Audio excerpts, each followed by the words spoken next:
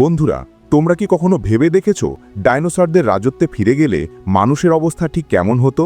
আজ আমি তোমাদের এমন একটা রোমহর্ষক কাহিনী শোনাবো যা দেখলে তোমার গায়ের লোম খাড়া হয়ে যাবে। একদম শেষ পর্যন্ত সাথেই থেকো, কারণ গল্পের শেষে এমন একটা টুইস্ট আছে যা তুমি কল্পনাও করতে পারবে না। ক্রিটাশিয়াস যুগের সবচেয়ে শক্তিশালী স্থলজ অধিপতি টিরেক্স, আর আজ তার এলাকাতেই অনুপ্রবেশ করার সাহস দেখাচ্ছে কিছু সাধারণ মানুষ। টিরেক্স যখন বুঝতে পারে তার এলাকায় মানুষ ঢুকে পড়েছে, তখন সে সতর্ক হয়ে জলের দিকে পা বাড়ায়। সে খুব ধীরে সুস্থে একটি স্পিড বোটের সাথে পাল্লা দিয়ে সাঁতার কাটতে শুরু করে। বোটের ভেতর থাকা মানুষগুলো বোকার মতো ভাবছিল তারা হয়তো সাঁতার কেটে এই দানবীয় টিরেক্সের থেকে জিতে যাবে, কিন্তু জলের গভীরতা বাড়ার সাথে সাথে টিরেক্স খুব চালাকির সাথে জলের নিচে ডুব দেয়।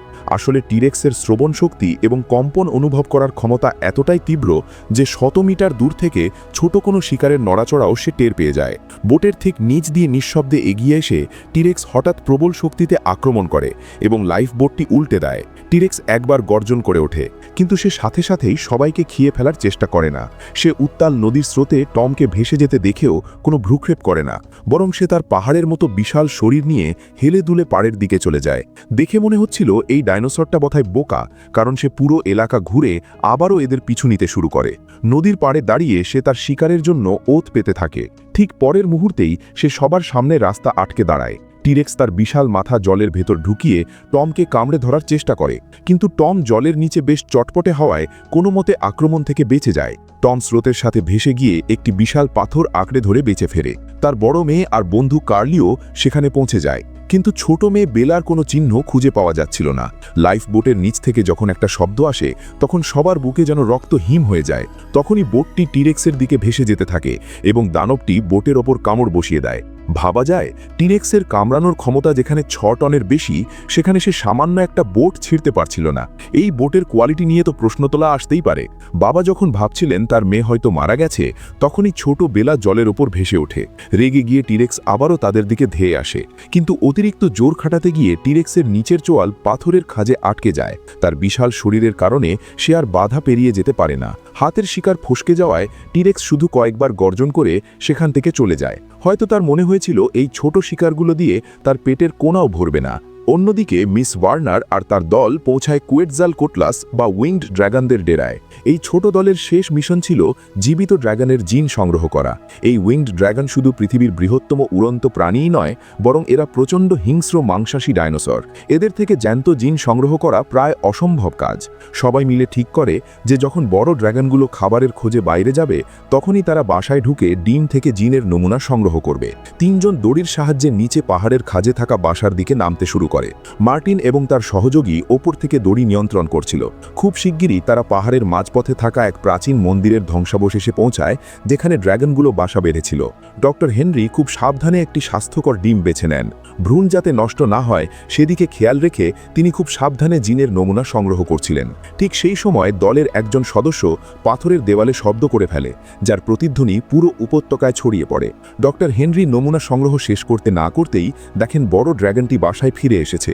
নিজের বাসায় চোর দেখে ড্রাগনটি আর দেরি না করে আক্রমণ শুরু করে দেয়।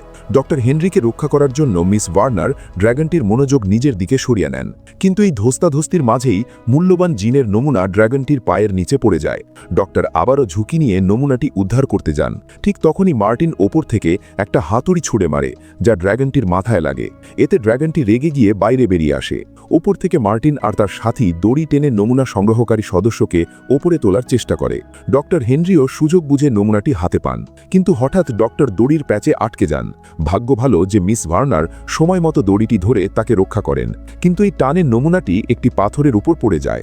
মার্টিনরা দড়ি টানছিল ভেবে মানুষ আসছে, কিন্তু ওপরে উঠে আসে সেই ভয়ঙ্কর উইংড ড্রাগন। পরিস্থিতি বেগতিক দেখে মার্টিন নমুনা নিয়ে দৌড় দেয়, কিন্তু ড্রাগনটি তার পথ আটকে দাঁড়ায়। ভাগ্যক্রমে পাশেই মন্দিরের একটি গোপন সুড়ঙ্গ ছিল, যেখানে ঢুকে তারা প্রাণে বাঁচে। ডক্টর হেনরি দড়ি ছেড়ে যাওয়ার তোয়াক্কা না করে আবারও নমুনা সংগ্রহের জন্য মরিয়া হয়ে ওঠেন। নমুনাটি হাতে পেলেও হঠাৎ ইজেকশন সিস্টেম চালু হয়ে যাওয়ায় দড়ি ছেড়ে যায়। ডক্টর সোজা নিচে পড়ে যান, তবে নিচের জল তাকে বাঁচিয়ে দেয়। মন্দিরের সুড়ঙ্গ দিয়ে সবাই নদীর ধারে এসে জমা হয় এবং কাকতালীয়ভাবে নমুনাটিও সেখানে খুঁজে পাওয়া যায়। নমুনাগুলো একটি বাক্সে ভরে সুরক্ষিত করা হয়। যদিও মিশন সফল হয়, কিন্তু এই অভিযানে দলের অনেক ক্ষতি হয়ে যায়। নমুনাগুলো আপাতত মার্টিনের কাছে রাখা হয়। এবার তাদের গ্রামের দিকে যেতে হবে, যেখানে উদ্ধারকারী হেলিকপ্টার আসবে। এদিকে টম আর তার পরিবার সারাদিন নদীতে ভেসে অবশেষে গ্রামের কাছাকাছি পৌঁছায়। এই গ্রামের মাঝখানে একটি পরিত্যক্ত এক্সপেরিমেন্ট ল্যাব ছিল। দীর্ঘদিনে অযত্নে কংক্রিটের দালানগুলো ধ্বংসস্তূপে পরিণত হয়েছে। টম আর তার পরিবার সাহায্যের জন্য চিৎকার করতে থাকে। ঠিক একই সময়ে মিস ভার্নার আর তার দলও সেখানে পৌঁছায়। তারা একটি হেলিপ্যাড দেখতে পায় যেখানে হেলিকপ্টার আসার কথা। তখনই ভার্নার মাটিতে মানুষের পায়ের ছাপ দেখতে পায় এবং নিশ্চিত হয় যে এগুলো টমের পরিবারের। বিপদের তোয়াক্কা না করেই সে চিৎকার করে টমদের ডাকতে থাকে। মার্টিন তাকে বাধা দেওয়ার চেষ্টা করে যাতে কোনো ডায়নোসর চলে না আসে। আসলে মার্টিন চায়নি কেউ এই জিনের রহস্য জেনে ফেলুক। সে চায়নি কাউকে উদ্ধার করতে। ভার্নার জোর করে মার্টিনের কাছ থেকে নমুনার বাক্স কেড়ে নেয় এবং টমদের খুঁজতে থাকে। শেষ পর্যন্ত সে টম আর তার পরিবারের দেখা পায়। টমের স্ত্রী টেরেসা দেখা হওয়া মাত্রই মার্টিনের উপর চড়াও হয়, কারণ মার্টিন তাকে সমুদ্রে ফেলে দিয়ে আসতে চেয়েছিল। মার্টিন সব অস্বীকার করে, কিন্তু যখন সবাই তার বিপক্ষে চলে যায় তখন মার্টিন তার আসল রূপ দেখায়। সে বন্দুক কুচিয়ে ধরে। তার একমাত্র লক্ষ্য ছিল কোটি টাকার সেই নমুনার বাক্স। শক্তির কাছে হেরে গিয়ে ভার্নার বাক্সটি মার্টিনকে দিয়ে দেয়। মার্টিন নমুনাটি যাতে হারিয়ে না যায় তাই নিজের হাতের সাথে বাক্সের শেকল বেঁধে নেয়। ঠিক সেই মুহূর্তে পরিত্যক্ত বেসের জেনারেটর হঠাৎ চালু হয়ে যায়। পুরো এলাকায় আলো জ্বলে ওঠে। সবাই অবাক হয়ে যাওয়ার আগেই আকাশ থেকে নেমে আসে অদ্ভুত কিছু প্রাণী। এদের দেখতে উইংড ড্র্যাগনের মতো হলেও মাথা ছিল র্যাপ্টর ডাইনোসরের মতো। এগুলো ছিল পুরনো সেই ল্যাবে তৈরি করা সংকর বা হাইব্রিড ডাইনোসর। সবাই প্রাণ ভয়ে এদিক ওদিক দৌড়াতে থাকে। টমের পরিবার একটি সুপার শপে ঢুকে পড়ে এবং দরজা বন্ধ করে দেয়। মার্টিন নমুনা নিয়ে একটি গাড়ির নিচে লুকায়, কিন্তু ডাইনোসরগুলো ঠিকই তাকে খুঁজে পায়। মার্টিন গুলি চালায়, কিন্তু ডাইনোসরের শক্ত চামড়ায় গুলির কোনো প্রভাব পড়ে না। উল্টো ডাইনোসরটি তাকে গাড়ির নিচ থেকে টেনে বের করে আনে। মার্টিন কোনো মতে নিজেকে বাঁচিয়ে গাড়ির আড়ালে লুকায়। এদিকে সুপার শপের ভেতরেও একটি ডাইনোসর ঢুকে পড়ে। ছোটবেলা নিজেকে বাঁচাতে ফ্রিজের ভেতর ঢুকে পড়ে। বেলার বাবা একটি ক্যান ছুঁড়ে মেরে ডাইনোসরের নজর অন্যদিকে সরিয়ে নেয় এবং বেলাকে উদ্ধার করে। তারা ড্রেন বা ম্যানহোলের পাইপ দিয়ে পালানোর রাস্তা খুঁজে পায়। এই সুড়ঙ্গ পথটি পুরো দ্বীপের নিচে বিস্তৃত ছিল। অন্যদিকে ডক্টর হেনরি এবং দলের অন্য একজন সদস্য একটি ল্যাবে ঢুকে পড়েন। সেখানে তারা দেখতে পান প্রচুর হাইব্রিড ডাইনোসরের নমুনা সংরক্ষণ করা আছে। ঠিক তখনই ডক্টররা সিসিটিভিতে দেখতে পান সমুদ্রের পাড়ে একটি নৌকা দাঁড়িয়ে আছে, আর উদ্ধারকারী হেলিকপ্টারও দ্বীপের ওপর দিয়ে উঠছে। ডক্টর হেনরিকে সংকেত পাঠানোর জন্য পাঠিয়ে দিয়ে অন্য সদস্যটি বাকিদের খুঁজতে যায়। ডক্টর হেনরি যখন পাহাড়ের চূড়ায় পৌঁছান, হেলিকপ্টারটি প্রায় নামার উপক্রম করছিল, কিন্তু তখনই তিনি দেখতে পান নিচে একটি বিশাল হাইব্রিড টি-রেক্স ওত পেতে আছে। ডক্টর হাত নেড়ে হেলিকপ্টারটিকে কাছে আসতে মানা করেন, কিন্তু পাইলট তা বুঝতে পারে না। মুহূর্তের মধ্যেই টি-রেক্সটি লাফিয়ে উঠে হেলিকপ্টারটি ধ্বংস করে দেয়। উদ্ধারকারী দলের এই দশা দেখে বাকিরা একদম হতাশ হয়ে যায়। সুড়ঙ্গের ভেতর থেকে বাকিদের ডাক শুনে সবাই সেখানে জড়ো হয়। তারা জানতে পারে হেলিকপ্টার আর নেই। এখন একমাত্র আশা হলো নদীর পাড়ে থাকা সেই নৌকাটি। কিন্তু মার্টিন ইতিমধ্যেই একটি গাড়ি খুঁজে পেয়েছে এবং সে একা পালানোর চেষ্টা করছে। সে নৌকার কাছে পৌঁছালে সবাইকে ফেলে রেখে চলে যাবে। সুড়ঙ্গের ভেতর ভার্নার আর তার দল এগোতে থাকে। হঠাৎ সামনে একটি ডাইনোসর দেখে ভার্নার গুলি চালিয়ে সেটি ধ্বংস করে। তারা সুড়ঙ্গের শেষ প্রান্তে পৌঁছালেও একটি বিশাল লোহার গেট তাদের পথ আটকে দেয়। গেটের কন্ট্রোল বাইরে ছিল। এদিকে পেছন থেকে হাইব্রিড ড্র্যাগনগুলো তাদের প্রায় ধরে ফেলেছে। এই মহা বিপদে ছোটবেলা এগিয়ে আসে। সে তার ছোট শরীরের সুযোগ নিয়ে গেটের ফাঁক দিয়ে বাইরে বেরিয়ে যায়, কিন্তু বাইরে বের হওয়া মাত্রই সেই ভয়ঙ্কর হাইব্রিড টি-রেক্সটি তার সামনে হাজির হয়। এর চোখগুলো ছিল লাল এবং মাথার গড়ন ছিল অদ্ভুত। সামনে টি-রেক্স আর পেছনে ড্র্যাগন, সবাই যেন মৃত্যুর প্রহর গুনছিল। বেলা সাহস হারায়নি। সে কন্ট্রোল লিভার টেনে গেটটি খুলে দেয়। টি-রেক্স যখন গেটের মুখ দিয়ে ভেতরে মাথা ঢোকানোর চেষ্টা করছিল, ঠিক তখনই মার্টিন তার গাড়ি নিয়ে সেখানে হাজির হয়। গাড়ির হর্নের শব্দে টি-রেক্সের মনোযোগ ঘুরে যায়। গাড়িটি সরাসরি টি-রেক্সের পায়ে ধাক্কা মারে। এই সুযোগে সবাই সুড়ঙ্গ থেকে বেরিয়ে নৌকার দিকে দৌড় দেয়। মার্টিন গেট বন্ধ করে ডাইনোসরগুলোকে আটকে দেওয়ার চেষ্টা করে, কিন্তু মার্টিন নিজে আর বাঁচতে পারে না। টি-রেক্স তাকে কামড়ে ধরে ওপরে তুলে নেয়। মার্টিনের হাতের নমুনা বাক্সটি কাটা হাতের সাথে নিচে পড়ে যায়। ভার্নার দ্রুত বাক্সটি তুলে নিয়ে নৌকার দিকে দৌড়ায়। টি-রেক্স তাদের পিছু ছাড়ে না। সে আবার তাদের পথ আটকায় এবং বেলার দিকে তেড়ে আসে।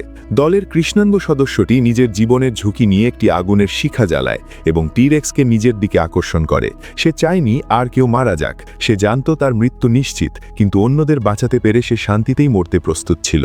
টি-রেক্সটি তাকে আক্রমণ করে সেখান থেকে চলে যায়। রেগে গিয়ে ভার্নার একটি কুড়াল দিয়ে নৌকার শিকল কেটে দেয়। এবং সবাইকে নিয়ে নৌকায় উঠে পড়ে। সে বারবার তার সেই বন্ধুর নাম ধরে ডাকছিল, কিন্তু কোনো সাড়া পাওয়া যাচ্ছিল না। টম তার সন্তানদের জড়িয়ে ধরে কাঁদে, কারণ সে জানত ওই মানুষটি ছাড়া তারা কেউ আজ বেঁচে থাকত না। ঠিক যখন তারা মাঝ সমুদ্রে চলে এসেছে এবং সব আশা ছেড়ে দিয়েছে, তখনই রাতের আকাশে একটি সিগন্যাল ফ্লেয়ার জ্বলে ওঠে। তারা দ্রুত নৌকার মুখ সেদিকে ঘুরিয়ে দেয় এবং দেখে তাদের সেই বন্ধু অলৌকিকভাবে বেঁচে আছে। আগুনের লাল আলয় তার হাসি মুখ দেখে সবার চোখে জল চলে আসে। শেষ পর্যন্ত তারা সেই অভিশপ্ত দ্বীপ থেকে বেঁচে ফেরে। ভার্নার বুঝতে পারে মানুষের লোভ এই পৃথিবীকে ধ্বংসের মুখে ঠেলে দিচ্ছে। সে সিদ্ধান্ত নেয় এই জিনের নমুনাগুলো কোনো কোম্পানিকে দেবে না। ডাক্তার হেনরির কথা মতো সে এই গবেষণার সত্যতা সবার সামনে তুলে ধরে, যাতে তা মানবতার উপকারে আসে। উদীয়মান সূর্যের দিকে নৌকাটি এগিয়ে যেতে থাকে, আর পেছনে পড়ে থাকে ডাইনোসরদের সেই রহস্যময় ভয়ঙ্কর দ্বীপ।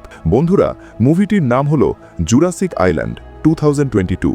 যদিও IMDb রেটিং কিছুটা কম, কিন্তু বিশ্বাস করো, মুভিটির অ্যাকশন এবং সার্ভাইভাল সিকোয়েন্স তোমাকে 1 সেকেন্ডের জন্য স্ক্রিন থেকে চোখ সরাতে দেবে না।